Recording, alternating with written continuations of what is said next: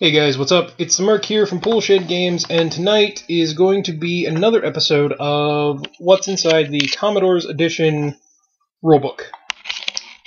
I don't know if these are going to be a nightly thing, because I know I didn't do one last night. But as I read the sections, I'm going to make these videos so that I can talk about the sections while they're fresh in my head, and get them up kind of in a relatively quick order. Force myself to get videos up because as summer kind of rolled around, Blizzard and myself are both guilty of letting our filming schedule lag. So this is me pushing myself to get back to the schedule I want to have. Now, the section in the rulebook that I'm going to go over tonight is Section A. I know, it's Section A, which the sections in the book are color-coded. And we're going to go over Orange Section, also known as Section A today. And what is in Section A, you might ask? Well, things like game basics, how to put squadrons together, what squadrons consist of, how to set up your game, and the tactical action card deck. So there's 4 subsections to Section A. And I'm just going to write down the line here. So first is game basics. There's not a lot that's changed from 1.0, 1.1 to 2.0 as far as game basics go. You're still rolling d6s. You still have your initial pool of dice, which can have modifiers added to it. There's still the exploding 6 mechanic, which if you roll a 6, it counts as 2 hits and you roll again. However, they've added a new element, which was in Dystopian Legions as well, which is the heavy dice mechanic. And the way Spartan represents it is they use 3 different colors of dice. They use black dice for your basic d6, blue dice for heavy d6, and red dice for exploding d6. Now, you don't have to do it that way. You can just roll dice separately or note, however you want to do it. But the difference is, on basic dice, a 6 is just a 6. It's 1 hit. Nothing special. With heavy dice, or blue dice, a 6 is a double hit, but you don't roll again. With an exploding die, the red die, a 6 is 2 hits, and you roll again. Some of the other things that the game basics go over is measuring from models, which you always measure to the model. In the firing section, which I haven't read the firing section yet, so I don't know if it's changed from 1.1 or not, but in 1.1 I know you measured from the turret to the model you were shooting at. I'll let you know if that's changed when I get to the firing section. Really, that was the biggest change I saw in the game basics. They do go over range bands, which if you're familiar with Spartan games, range bands are 8, 16, 24, and 32.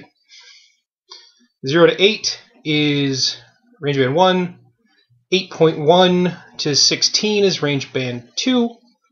16.1 to 24 is range band 3. And 24.1 to 32 is range band 4. Theoretically, no weapon in the game can shoot farther than 32 inches. However, I am going to go on a limb here and say cards that they're going to be putting out in the future, and other things which will make it so that a gun can fire longer than 24 inches. 32 inches is the maximum range. But that is that's the biggest change I've seen in the game basics. Because in the old version of the game, there was no such thing as blue dice.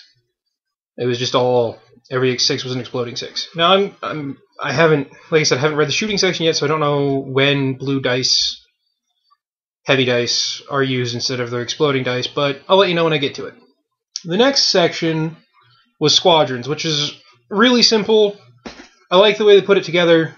I like that they have this in the beginning of the book, because they basically say a squadron is the models listed under that model's unit entry, and a squadron is however many min to maximum in that squadron. But they also explain escorts, combat air patrols or infantry patrols that go with models, and it cleaned things up. And it also went to explain that a ship can have a combat air patrol and like a unit of escorts with it, but it can't have 2 units of escorts, which makes sense. Be a little silly if you were running 2 units of escorts with your battleship or your dreadnought. They also talk about... What was it?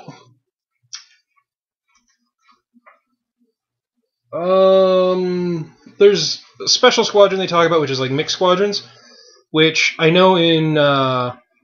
you could do this in 1.1, where some models have a... This model can be attached to this unit, or this squadron. And it lets you... Usually it was like, put a gunship into a unit of cruisers, or put a heavy cruiser into a unit of cruisers. So they've addressed that, and they've explained how that works.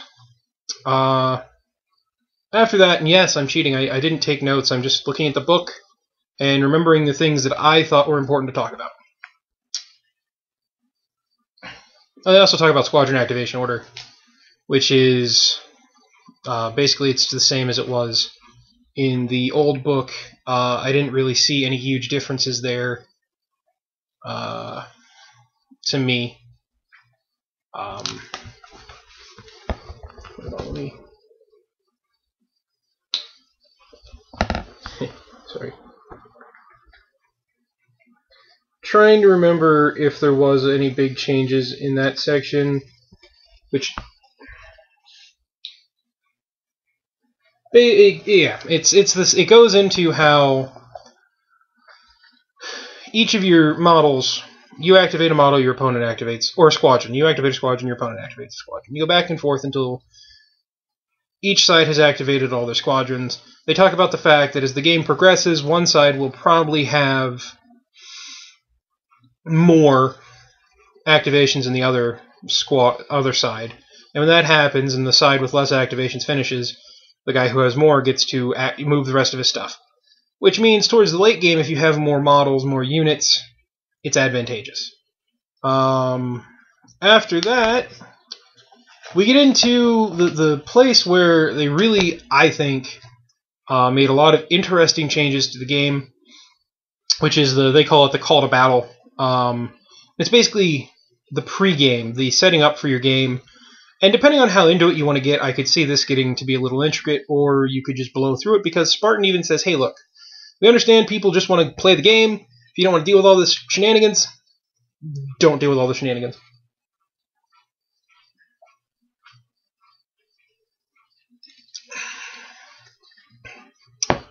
Also, as much as it would be awesome to tell you that's a big glass of some manly adult beverage, it's Gatorade mixed with water. I just got home from work about a half hour ago, and working in a 9,500 degree kitchen for about 8 hours dehydrates you. Yeah. Anyway, the first section they come to is your common agreement section, which is, it requires both players sit down and kind of talk about the game they want to have. Do you want a naval game? Do you want to have an aerial game, or do you want to have a land game? And whichever you pick is what forms the core force of your army. And that's where you have to take 60% of your points and models from. Which makes sense. Because it's like they say. Games are more fun if you play mostly naval versus naval, or mostly land versus land, and air versus air. Because I don't know about in 2nd edition, but I know 1.1, bringing big airships to land battles was sometimes difficult for players to deal with, because you don't have as much ack-ack on land as you did at sea, I found. But anyway, that's the big one, and the other big one they talk about is agreeing on your maximum force value, the MFV. It's a weird abbreviation, but it's maximum force value. And it's like they say.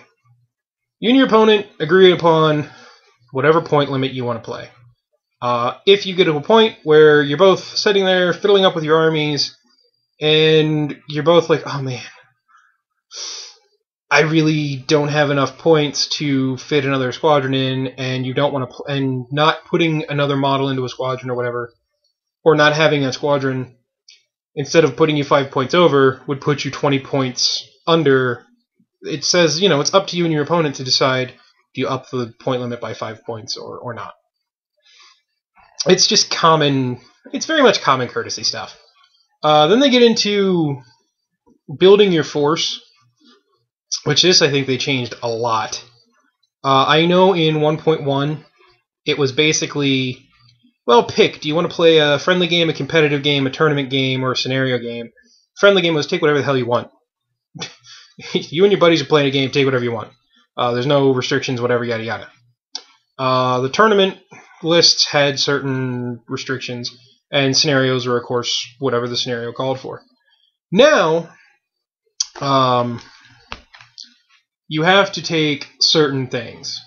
There's a list of 7 things, which Spartan says start off with like 1 and slowly work your way through it as you play the rules.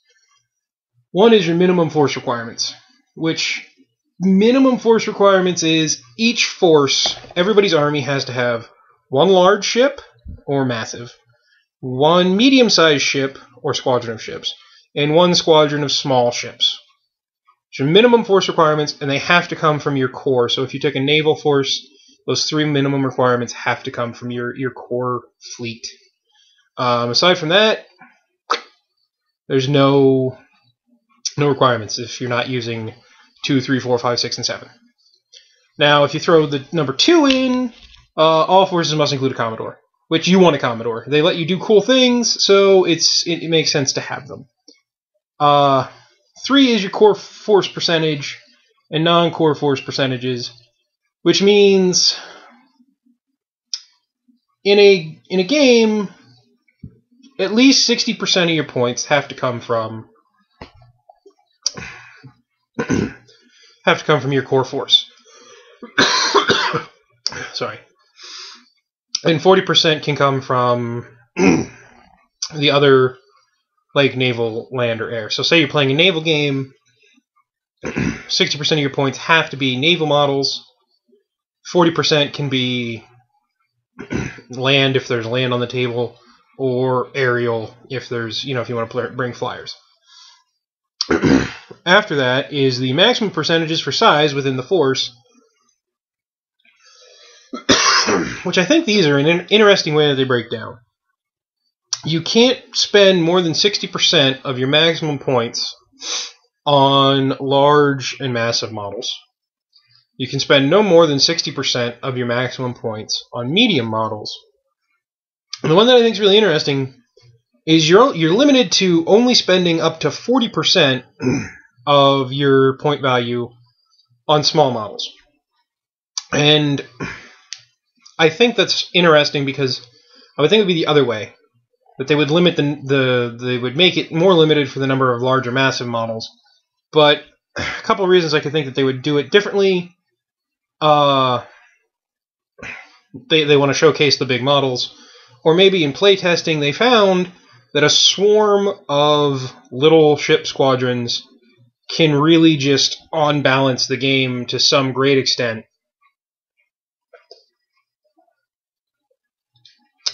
Whatever it is, those are the way it breaks down.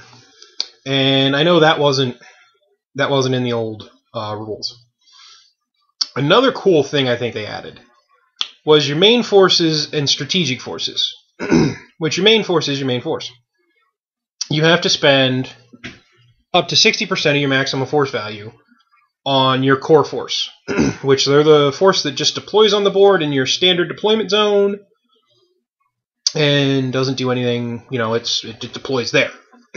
However, you can spend up to 40% of your force, 40% of your total points on flanking and advanced deploy and reserve forces, which they're really cool. It adds a different element to the game because advanced deploy is another 8-inch deployment zone outside of your main deployment zone where those units deploy. Your flanking forces come on from the middle of the side board edges. So they come in like this. And your reserve forces come on from your table edge and come on as reserve. So I think that makes it interesting because say you want to bring artillery on kind of later in the game when you know your opponent's going to be in that sweet spot, you can say, well, they're going to be in reserve deployment. And then you can trundle them on the board and fire. And they won't have been taking shots. Or say you have really quick, heavy hitters that you want to bring in on the flank and try to get around your enemy to, say, hit their artillery, you can build a flanking force. Or say you want to try to get that first strike, that initial strike, and you put them in your advanced deployment. I think it opens up cool ideas, and it's really not that hard. Then there's local support, which is either you either get 10 tiny flyers or 2 infantry companies, depending on if you're playing aerial, naval, or land. And then you build your tactical action card deck. They tell you how to set up the table, which is pretty straightforward. There's not a lot that changed, aside from, like I said, the flanking, the advanced deploy, the reserves. Also, the way you have to set up your models. Players alternate back and forth between who sets up what, depending on who won the roll. But there's a specific way you have to set these up now. It goes from fortifications to massive models, to large models, to medium models, to small, to tiny, then local support. Which, what Spartan says is, imagine as you're deploying, your enemy's intel is sending back what it's seeing. They would see the fortifications first. Then they would see the massive models because they're a little slower to maneuver. Then they would see the large, and so on and so forth.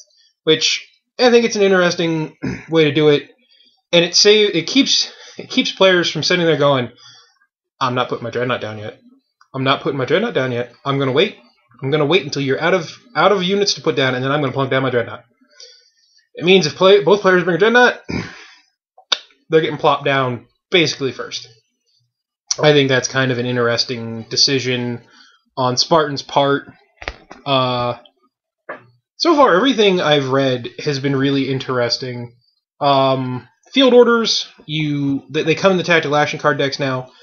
You draw them. You either take the one you get, or you opt to take number 1. As long as you don't opt to take number 1, your order is a secret. If you opt to take number 1, you say, hey, look, I'm just going to throw the one that I had away. I'm taking number 1. You know that this is my mission. It's the way it works. Tactical action cards have changed quite a bit from last rule set. And I think since we're almost at the 20-minute mark, I'm going to hold off, and I'll talk about I'll give the tactical action cards in their deck, and the deck, its own little video. Because they've really become something totally different than they used to be. It's not both sides have a deck that you just draw from every turn now. It's a lot different.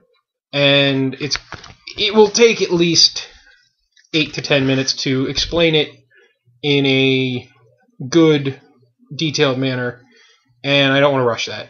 So that is section A, with the letting out of the tactical action cards, which I'm going to give their own little video, because like I said, it's a big change. Like I said, aside from how you build your forces, how you deploy your forces, the inclusion of the blue heavy dice, and the fact that field orders are now drawn instead of rolled for, I don't see a whole mess of changes. And really, all of that stuff is just aside from the blue dice and the tactical action cards, and the way you have to deploy your models, agreeing on your point limits and agreeing on other things are all just basic common courtesy, common sense things that we as gamers know how to do anyway. So I think that section was well done. If you liked the video, and hopefully you guys, if this is your first time into Dystopian Wars, or your first time into Spartan games, hopefully this little breakdown is helpful. I don't want to just read you the rules, but I do want to tell you a little bit of what the rules are, how they've changed. So if you found this helpful, y'all, sorry, I don't know why that happened, leave us a comment telling us what you liked. If you didn't like something we did, or that I did, leave a comment. Thumbs up are always good. Subscribe if you like what we're doing here, because we always like to see that, and we will sub you back. And we'll see you next time here at Full Straight Games.